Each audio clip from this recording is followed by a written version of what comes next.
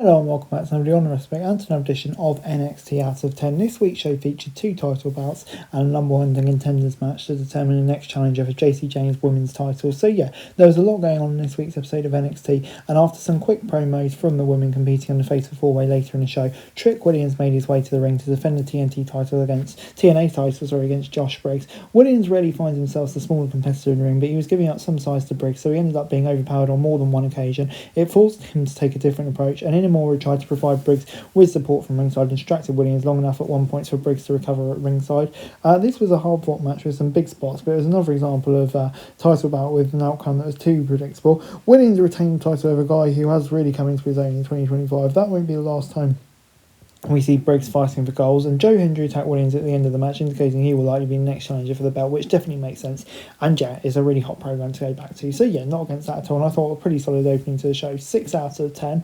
Miles Bourne was then shown talking to some Florida Gators childish football players when Lexis King tried to get his attention. The segment ended with some friction, but not violence. And then in the arena, Tavian Heights took on Juwan Evans. Heights immediately scored a waistlock takedown and threw Evans around a bit to establish his power. He was wearing a mask after a training accident that involved Charlie Dempsey. Heights accused him of doing it on purpose during a backstage segment. This is a match of power and mat skills against speed and agility. Heights tried to ground the young OG whenever he could, while Evans took to the air and prevented itself. This was a match that was a lot of fun and put 2 young deserving spotlights in the spotlight. Evans scored a clean win as Charlie Dempsey and Ren Sinclair looked out on from ringside. Sadly, the celebration was cut short by an attack by Jasper Troy, and yeah, that's definitely a match I'd be interested in. So 7 out of 10. Before we got Ricky Starks versus Ashante the Adonis, after the Saints was cleared to return, he took control right out of the gate with some strikes and managed to maintain the upper hand until the show went to a break. We returned to see Adonis in the driver's seat. He hit Fireman's carry slam from the announcers and called the cash out for a quick 2 count.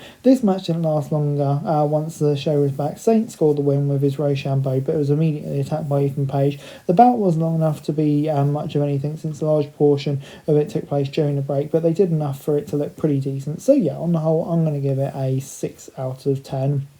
Next up, Obafemi came to the ring and said he's ready for a new challenger and was quickly answered by Nomura. After a brief interaction, Troy attacked Nomura and got in Femi's face. So yeah, more interesting matchups there. And I think, yeah, I wouldn't be against seeing either of those, to be fair. Before the next match saw Tony D'Angelo take on Stacks for the Heritage Cup, which had been vacated due to Noam Dar's injury. Stacks had 3 generic henchmen with him, but his former friend wasn't intimidated. The Don went right after his ex-right-hand man, but Stacks showed some aggression in the ring too. The first round ended without a fall, and the Don got the decision shortly after the second round started. Stacks was getting close to a fall, but failed before the third round was over and tied it up all going after the knees of Tony D, who was favouring it. Luke Crucifino finally showed up in D'Angelo's corner as the 5th round of ban, and he accidentally hit Tony D with a bucket while fighting one of Stacks' guys, allowing Stacks to get the pin and the win. While this match was good stuff, it did feel predictable, especially with Crucifino costing a Don. The Don took Luca out afterwards, so their alliance may well be over. So yeah, for that reason, I'm going to give it a 5 out of 10, but a good opportunity for Stacks, and looking forward to seeing what he does with the bout. Before we got Jordan Grace, Izzy Dame, Jada Parker and Lash Legend in the main event, with the winner challenging for the women's title at Evolution. And yeah, these are 4 of the strongest women on the roster, so it came no surprise to see them having a great match with power exchanges against each other. Legend seemed to be the most dominant competitor during the first half until she accidentally sent herself into the ring post.